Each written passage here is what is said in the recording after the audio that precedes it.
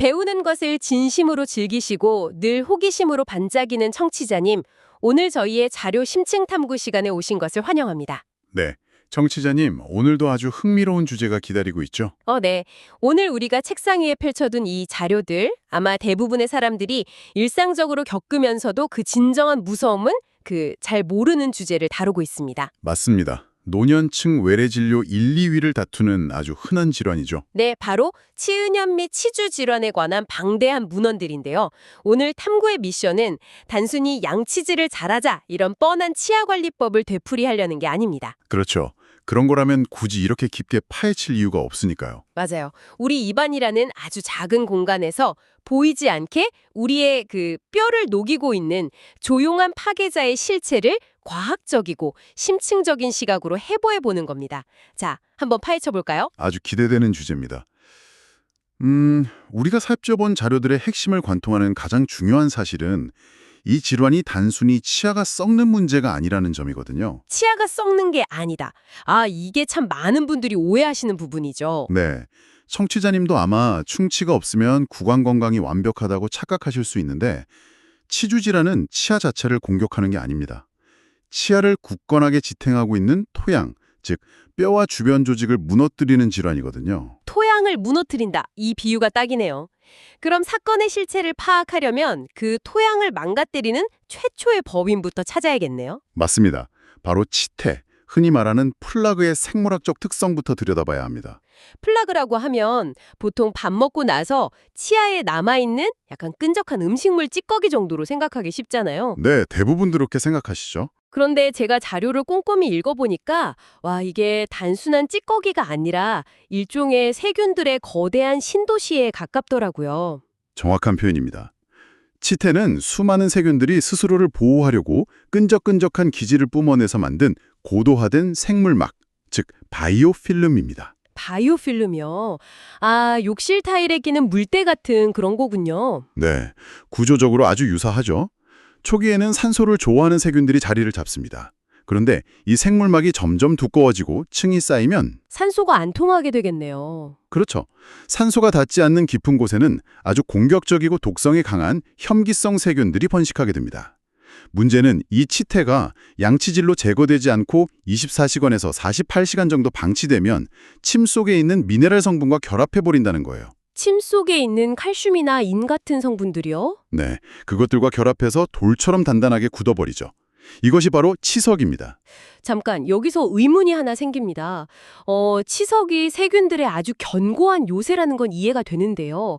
대체 그 미세한 세균들이 어떻게 우리 몸에서 가장 단단한 조직 중 하나인 뼈를 녹일 수 있는 건가요? 이 부분이 정말 핵심 질문입니다. 세균들이 무슨 강력한 산성물질이라도 뿜어내서 뼈를 직접 부식시키는 건가요? 충치균이 치아를 썩게 만드는 것처럼요? 여기서 흥미로운 점은 세균이 뼈를 직접 갉아먹거나 녹이는 게 아니라는 사실입니다. 네, 직접 녹이는 게 아니라고요? 네, 뼈를 녹이는 주범은 역설적이게도 우리 몸의 면역 시스템입니다. 우리 자신의 면역 체계가요? 그렇습니다. 치석에 자리 잡은 독성 세균들은 끊임없이 내독소를 뿜어내거든요. 우리 몸의 면역세포들은 이 독소를 감지하고 방어하기 위해서 염증 반응을 일으킵니다. 백혈구나 대식세포 같은 애들이 출동하는 거군요. 맞습니다. 몰려와서 세균과 치열한 전쟁을 벌이는데 이 과정에서 수많은 염증성 물질들이 쏟아져 나옵니다.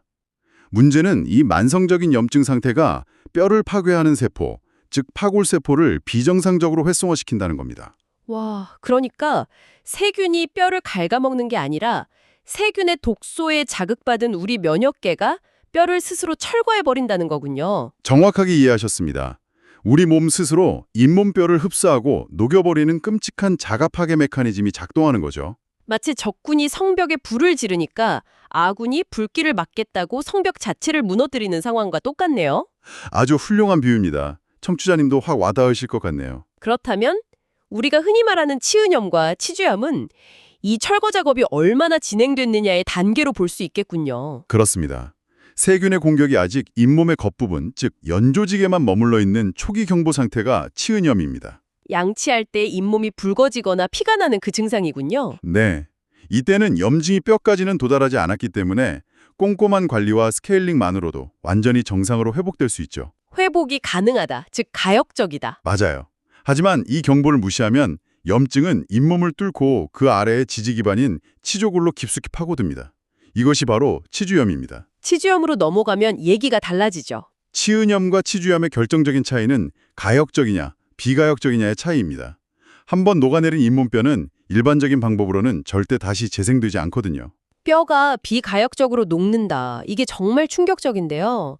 제가 자료에서 특히 소름 돋았던 대목이 바로 치주염이 최악으로 치달았을 때의 상황이었습니다. 어떤 부분이었죠? 흔들리다가 통째로 툭 빠져버릴 수 있다는 거잖아요. 네, 정말 안타까운 상황이죠. 임상에서 아주 흔하게 봅니다. 건물 외벽은 최고급 대리석으로 번쩍번쩍 빛나는데 밑에 싱크홀이 생겨서 건물이 통째로 땅 밑으로 꺼져버리는 셈이네요. 시각적인 변화도 엄청 심각하던데요? 뼈가 녹으면서 잇몸 조직이 같이 주저앉으니까 치아 뿌리가 노출되죠. 그래서 치아가 비정상적으로 길어 보입니다. 아, 나이 들면 치아가 길어 보인다는 게 잇몸이 내려앉아서 그런 거였군요. 게다가 현기성 세균이 내뿜는 황화합물 때문에 구취도 극심해진다고 나와 있었고요. 맞습니다. 삶의 질을 급격히 떨어뜨리는 치명적인 결과들이죠. 그렇다면 대체 왜 사람들은 이 무서운 질환을 초기에 잡지 못하고 병을 키우는 걸까요? 단순히 귀찮아서일까요? 아니요. 자료를 분석해보면 우리가 무의식적으로 반복하는 일상적인 습관들 속에 구강 건강을 망치는 치명적인 함정들이 숨어 있더라고요. 여기서부터 정말 흥미로워집니다. 네, 어떤 함정들이 있었죠? 보통 우리는 하루에 3번, 식후에 꼬박꼬박 칫솔질을 하면 내 치아와 잇몸은 안전하다고 굳게 믿잖아요. 청취자님도 아마 그러실 텐데요. 그런데 문헌에 등장하는 통계를 보면 우리의 그 굳건한 믿음이 얼마나 순진했는지 깨닫게 됩니다. 이른바 70대 30의 법칙 말씀이시군요. 네, 맞습니다. 우리가 제 아무리 고도의 손목 스냅을 이용해서 아주 정성스럽게 양치질을 해도 치아 표면의 70% 정도만 닦일 뿐이라는 거죠. 치아와 치아 사이의 좁은 틈새에 있는 30%의 면적은 칫솔모가 닿지 않아 고스란히 남게 됩니다. 30%나 남는다고요? 설거지를 70%만 하고 찬장에 접시를 넣는 짓을 평생 반복해온 셈이네요. 하하, 비유가 아주 찰떡이네요. 그 30%의 사각지대가 바로 치주 질환이 시작되는 핵심 진앙지입니다. 치아의 해부학적 구조를 현미경으로 들여다보면 치아와 치아 사이 맞닿는 면이 평평하지 않거든요. 약간 오목한 곡선 형태를 띠고 있죠. 맞습니다. 평평하고 뻣뻣한 일반 칫솔모가 이 오목한 협곡을 파고들어 닦아내는 것은 물리적으로 불가능합니다. 결국 이 30%의 공간에 남은 치태가 아까 말씀하신 그 독한 세균들의 완벽한 은신처가 되는 거군요. 네, 치실이나 치간 칫솔로 이 협곡의 생물막을 물리적으로 찢어 발기지 않으면 매일 양치질을 10번씩 해도 치주염의 진행을 막을 수 없는 겁니다. 와, 찢어 밝힌다는 표현이 확 와닿네요. 물리적 파괴가 필요하다는 거군요. 그런데 30%의 찌꺼기가 썩어가면서 내 뼈를 녹이고 있다면 우리 몸이 아프거나 붓거나 하는 강력한 신호를 보내야 정상 아닙니까? 아주 예리한 지적이십니다. 왜 우리는 뼈가 절반이나 녹아내릴 때까지 그 심각성을 모르는 걸까요? 특히 흡연자들의 경우는 병을 발견하는 시기가 훨씬 늦다고 자료에서 아주 강하게 경고하고 있던데요. 흡연이 구강 건강에 미치는 영향은 단순히 치아를 누렇게 착색시키는 정도가 아닙니다. 세포와 혈관 수준에서 살펴보면 흡연은 아주 기만적인 감염 효과를 일으킵니다. 감염 효과요? 무언가를 숨긴다는 뜻인가요? 맞습니다. 담배 연기 속의 니코틴은 우리 몸의 말초 혈관들을 강력하게 수축시키는 작용을 합니다. 잇몸에는 무수히 많은 모세혈관들이 퍼져 있는데 이 혈관들이 좁아지면 혈액순환이 급격히 떨어지게 되죠. 아, 혈액순환이 떨어지면 아까 말씀하신 백혈구나 대식세포 같은 면역세포들이 감염 부위로 출동하지 못하겠네요. 도로가 막힌 거니까요. 정확합니다. 잇몸 조직의 산소와 면역세포의 공급이 끊기는 겁니다. 맙소사. 산소가 부족해지니 산소를 극도로 싫어하는 현기성 세균들은 그야말로 물 만난 고기처럼 폭발적으로 증식하면서 뼈를 파괴합니다. 하지만 정말 끔찍한 비극은 바로 다음 단계에 있어요. 다음 단계요? 조직이 썩어가고 염증이 극에 달했는데도 혈관이 꽉 막혀 있으니 양치질을 할 때 피가 나지 않는 겁니다. 아, 피가 나는 게 염증의 가장 확실한 초기 경보인데 니코틴이 그 경보기의 전선을 아예 끊어버린 거군요. 맞습니다. 그래서 흡연자들은 자신의 잇몸 속에서 치조골이 절반 이상 녹아내리고 있어도 양치할 때 피 한 방울 안 나니까 아, 내 잇몸은 아주 튼튼하구나 라고 치명적인 착각을 하게 되는 거죠. 불이 났는데 화재 경보기 배터리를 빼버린 거나 마찬가지네요. 결국 통증이나 출혈 없이 병을 은밀하게 키우다가 어느 날 갑자기 치아가 심하게 흔들려서 치과에 가면 이미 뼈가 다 녹아서 발치 외에는 답이 없는 상태가 되는 거군요. 네, 정말 기만적이고 무서운 현상입니다. 듣기만 해도 소름이 돋네요. 그런데 이 치주염이라는 게 단순히 입안의 국소적인 질환으로 끝나는 게 아니라는 점도 꼭 짚고 넘어가야겠습니다. 아주 중요한 부분이죠. 자료에서 상당히 많은 분량을 할애해 설명하고 있는 게 바로 전신질환과의 연결고리였거든요. 특히 당뇨병과의 관계는 거의 양당향 통행로처럼 묘사되어 있더라고요. 맞습니다. 당뇨와 치주 질환은 떼래가 뗄 수 없는 관계입니다. 구강 내 세균 감염이 도대체 어떻게 혈당 수치에 영향을 미치는 건가요? 입안의 문제가 피 속의 당 수치를 올린다는 게 언뜻 이해가 안 가거든요. 이것을 더 큰 관점에서 연결해 보면 우리 몸이 하나의 거대한 유기체라는 사실을 다시금 깨닫게 됩니다.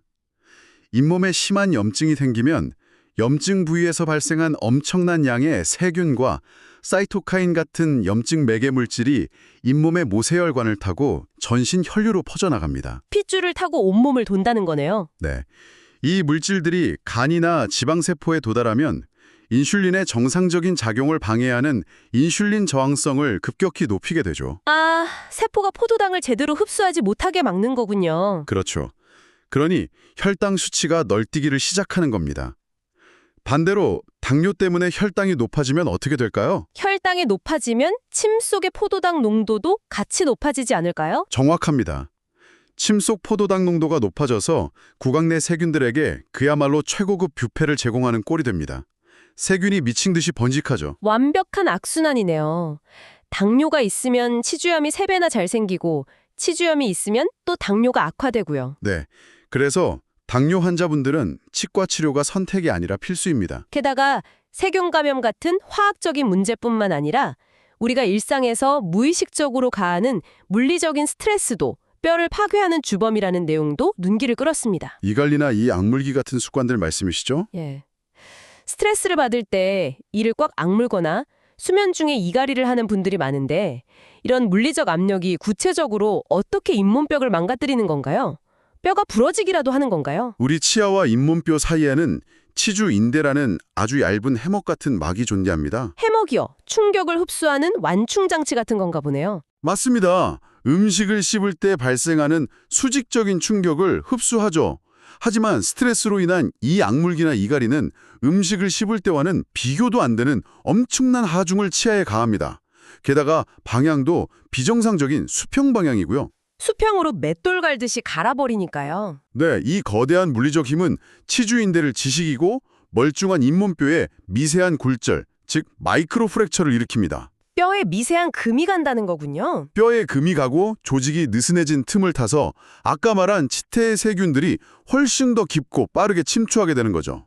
세균의 화학적 공격과 스트레스의 물리적 타격이 결합하면 뼈가 녹는 속도는 상상을 초월하게 됩니다. 와, 스트레스로 턱에 힘을 주는 게 단순히 턱 관절이 뻐근해지는 정도가 아니라 내 잇몸뼈에 물리적인 지진파를 쏴서 건물을 허물고 있었던 거네요. 청취자님, 혹시 지금 방송 들으시면서 무의식 중에 이 꽉 깨물고 계신 분 있다면 당장 턱에 힘 푸셔야겠습니다. 하하, 맞습니다. 턱 관절의 휴식이 곧 뼈를 지키는 길이죠. 자, 지금까지 이 조용한 파괴자가 생물학적으로, 화학적으로, 또 물리적으로 어떻게 우리의 뼈를 공략하는지 아주 깊숙이 들여다보았습니다. 그렇다면 이제 반격을 준비해야죠. 네, 해결책을 찾아야 할 시간입니다. 이 견고한 세균 요새를 무너뜨리고 뼈를 지켜낼 과학적이고 실질적인 방어책 무엇이 있을까요? 가장 강력하고 필수적인 첫 번째 방어선은 단연코 치과에서 받는 스케일링입니다. 아까 치석이 돌처럼 굳어진 생물막이라고 하셨잖아요. 네, 한번 굳어버린 치석은 가글 같은 화학 용액으로 녹일 수도 없고 칫솔모로 아무리 세게 문질러도 벗겨낼 수 없습니다. 칫솔질로는 절대 안 떨어지는군요. 절대 안 떨어집니다. 초음파의 진동을 이용해서 물리적으로 돌덩어리를 산산조각 내어 떨어뜨리는 스케일링만이 유일한 해결책입니다. 최소 6개월에서 1년에 한 번은 전문가의 장비를 통해 이 세균의 근거지를 뿌리 뽑아야만 염증의 악순환을 끊어낼 수 있습니다. 배 밑바닥에 딱딱한 딱딱하게 들러붙은 따개비를 부드러운 스펀지로 아무리 문질러봤자 소용없는 것과 같은 이치군요. 끌로 긁어내야죠. 정확합니다. 물리적 제거가 필수입니다. 치과에서 그렇게 큰 부를 진압했다면 일상 속에서 잔부를 관리하는 건 오롯이 우리의 몫일 텐데요. 문안에서는 특히 노년층의 치관 관리를 단순한 권장이 아니라 거의 필수 생존 조건처럼 다루고 있더라고요. 아주 중요하게 다뤄지고 있죠. 젊을 때보다 나이가 들었을 때 치관 칫솔이나 치실이 더 절실해지는 해부학적인 이유가 따로 있습니까? 매우 중요한 포인트입니다. 청취자님도 꼭 기억하셔야 하는데요. 인간은 나이가 들면 누아와 그간 누적된 미세한 염증글로 인해서 잇몸이 치아 뿌리 쪽으로 조금씩 내려앉는 잇몸 퇴축 현상을 겪게 됩니다. 아, 잇몸이 퇴축된다. 네, 과거에는 잇몸으로 꽉 채워져 있던 치아와 치아 사이의 삼각 공간이 텅 비면서 이른바 블랙 트라이앵글이라고 불리는 넓은 틈이 생기게 되죠. 거울 보면 치아 사이에 까맣게 구멍 난 것처럼 보이는 그 공간이요? 맞습니다.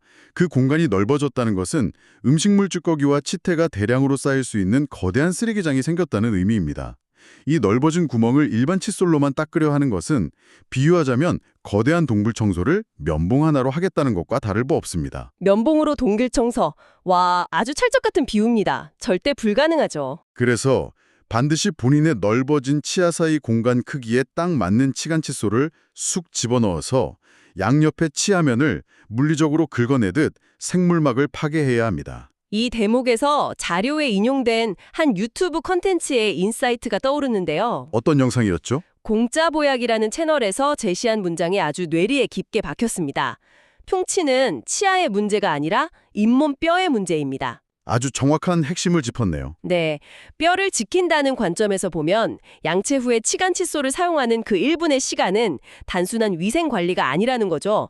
나중에 뼈가 다 녹아서 임플란트를 심으려고 뼈 이식술까지 하면서 수백만 원을 지출하는 최악의 상황을 떠올려 보면요. 임플란트 비용이 만만치 않죠? 그러니까요. 치간 칫솔을 사용하는 행위는 치아 하나를 지킬 때마다 수백만 원을 벌어들이는 가장 확실하고 수익률 높은 1분 재테크라는 통찰이 정말 무릎을 탁 치게 만들었습니다. 경제학적으로도 완벽한 논리네요. 치간 칫솔 하나가 수백만 원의 가치가 있다는 거니까요. 맞아요. 정말 가성비 최고죠. 더불어 식사 후 구강 내 세균들이 당분을 분해해서 산을 뿜어내고 독소를 만들기 시작하는 그 골든 타임을 뺏기 위해서 식후 3분 이내 양치 원칙을 지키는 것도 중요합니다. 세균이 뷔페를 즐기기 전에 상을 치워버리는 거군요. 네. 그리고 양치 중에 피가 나거나 잇몸이 붓는다면 절대 요즘 피곤해서 그렇겠지? 하고 무시하면 안 됩니다. 즉각 전문가를 찾아 염증 반응의 원인을 차단하는 것 역시 뼈를 잃지 않는 핵심 전략입니다. 자, 그럼 이 방대한 의학적, 생물학적 사실들이 우리에게 던지는 궁극적인 의미는 뭘까요?